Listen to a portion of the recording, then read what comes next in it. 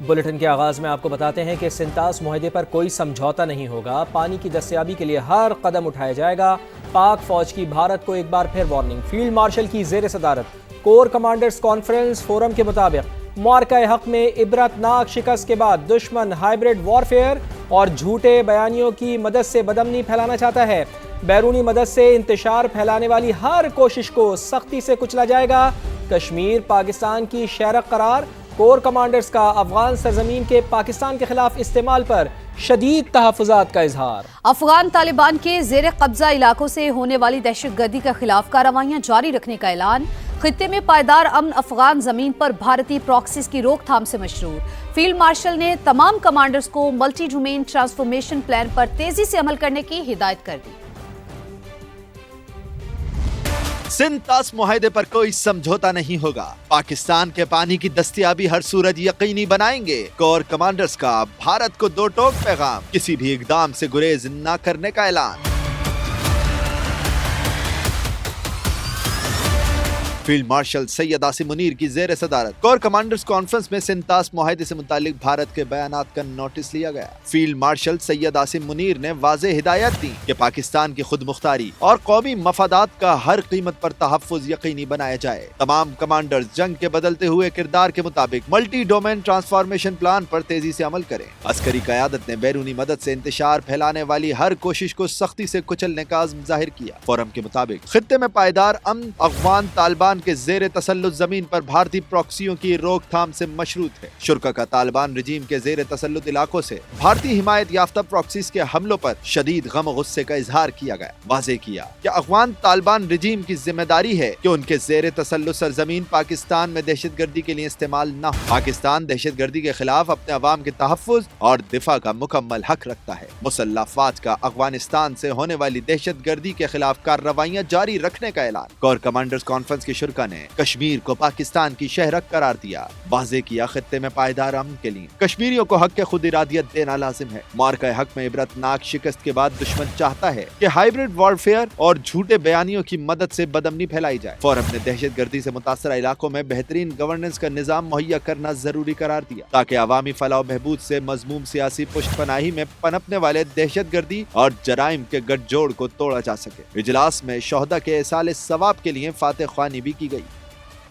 سندھو پہ سودا نہیں کریں گے، جنگ لڑنا پڑی تو لڑیں گے، بلاول بھٹو کی للکار۔ گلگت بلتستان سے بھارت کو دو ٹوک پیغام، بولے انڈیا پانی کو بطور ہتھیار استعمال کر رہا ہے، سنتاس معاہدے پر کوئی سمجھوتا نہیں ہوگا۔ پی پی چیئرمین نے گلگت بلتستان میں ساتھ دینے پر وزیر اعظم اور آئی پی پی کا شکریہ ادا کیا۔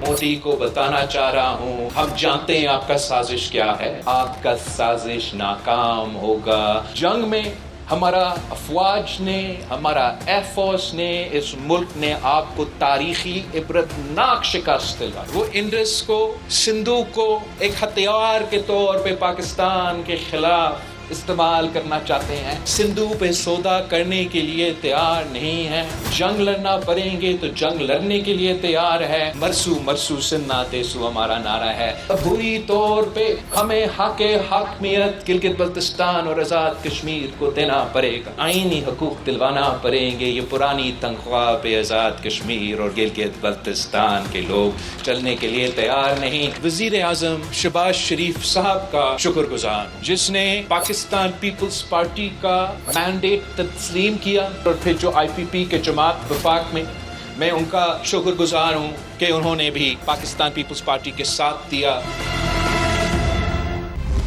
دوسری جانب حماس کا 20 سال بعد غزہ حکومت سے دستبرداری کا اعلان۔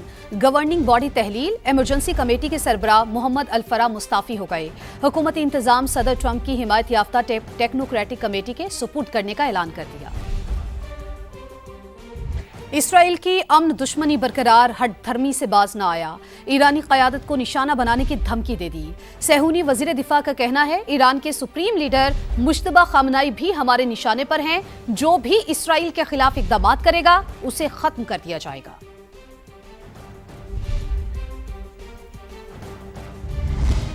تہران میں ایرانی تاریخ کا سب سے بڑا اجتماع، لاکھوں افراد نے شہید رہبر اعلیٰ آیت اللہ علی خامنائی کے جنازے کے جلوس میں شرکت کی۔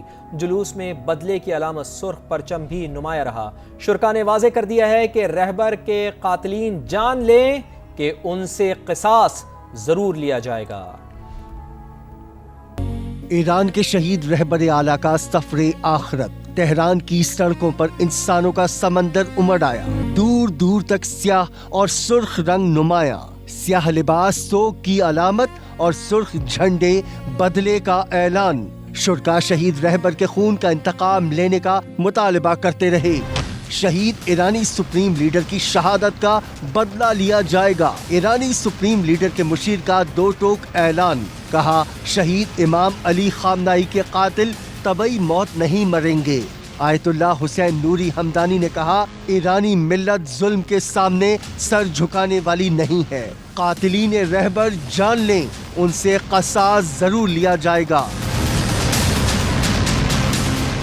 شہید سپریم لیڈر اور ان کے خاندان کے جنازوں کا جلوس امام خمینی سینٹر سے برآمد ہوا۔ امام حسین اسکوائر، انقلاب اسکوائر اور آزادی اسکوائر سے ہوتا ہوا مہرآباد ایئرپورٹ کے قریب اختتام پذیر ہو گیا۔ منگل کو جسد خاکی ایران کے شہر قم، بدھ کو عراق کے شہر نجف اور کربلا منتقل کیا جائے گا۔ جمعرات کو مشہد میں امام علی رضا کے روضے کے احاطے میں تدفین ہوگی۔ ایران میں رجیم چینج نہیں چاہتا، ڈیل پہلی ترجیح ہے۔ ایران کو کبھی جوہری ہتھیار حاصل نہیں کرنے دیں گے۔ امریکی صدر ڈونلڈ ٹرمپ کی اوول آفس میں میڈیا سے گفتگو، کہا ایران کے پل 1 گھنٹے میں تباہ کر سکتے ہیں، پاور پلانٹس کو ناکارہ بنانے میں بھی بہت تھوڑا وقت لگے گا۔ صدر ٹرمپ کا ایک بار پھر پاک بھارت جنگ کا ذکر، بولے وزیر اعظم پاکستان تصدیق کریں گے کہ میں نے 4 سے 5 کروڑ لوگوں کی جانیں بچائیں، انہوں نے 11 طیارے مار گرائے تھے، جنگ 4 روز سے جاری تھی جو میں نے رکوائی۔ Iran, we're doing actually equally as well. We're just not getting the kind of coverage that we should, but we have eviscerated them military. Iran cannot have a nuclear weapon. I'm not looking for regime change. I'd rather make a deal because I don't want to affect 91 million people. I ended 8 wars. I did India. I did Pakistan. It was going to be nuclear. It could have been, as the Prime Minister of Pakistan, could have been 40 million people would have been killed, maybe 50 million. They had shot down 11 planes. It was raging for 4 days and I got it stopped. Karachi میں بجلی بحران شدت اختیار کر گیا، مختلف علاقوں میں لوڈ شیڈنگ کا دورانیہ 6 سے 14 گھنٹے تک پہنچ گیا، گھریلو اور کاروباری صارفین پریشان ہیں۔ خورشید عالم کی رپورٹ دیکھیے۔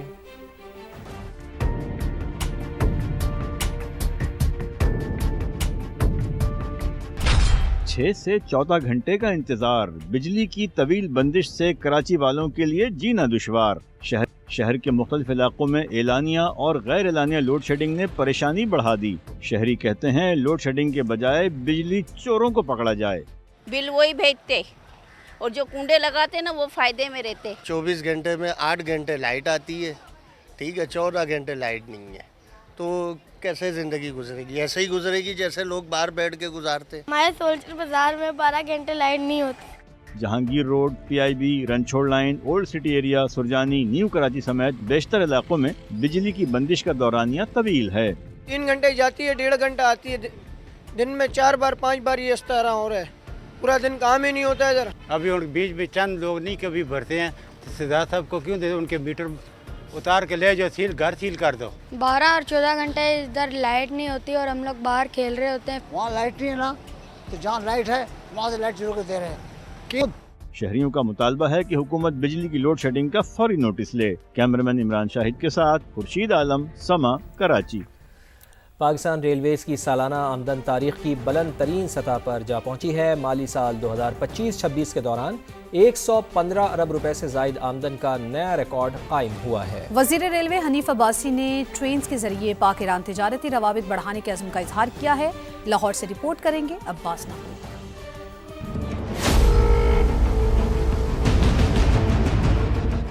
پاکستان ریلوے خسارہ پیچھے چھوڑ کر کمائی کے ٹریک پر دوڑنے لگی۔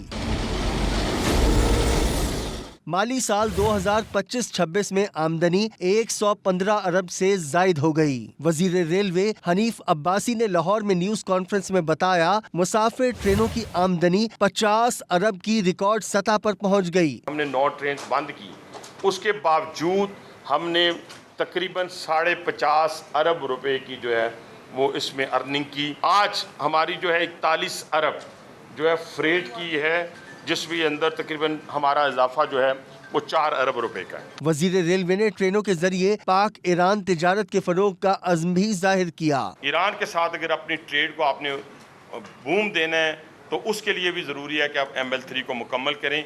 उसका तो अल्हम्दुलिल्लाह अल्लाह ताला के फजल से ECC ने भी उसको अप्रूव किया है, उसको भी इंशाल्लाह हम टेंडर करने जा रहे हैं। हनीफ अब्बासी ने महकमे की कामयाबी को टीम, इंतजामी इस्लाहात और बेहतर माली नज़्म नस्क का नतीजा करार दिया। कैमरामैन नवीद रमजान के साथ अब्बास नकवी, समा, लाहौर।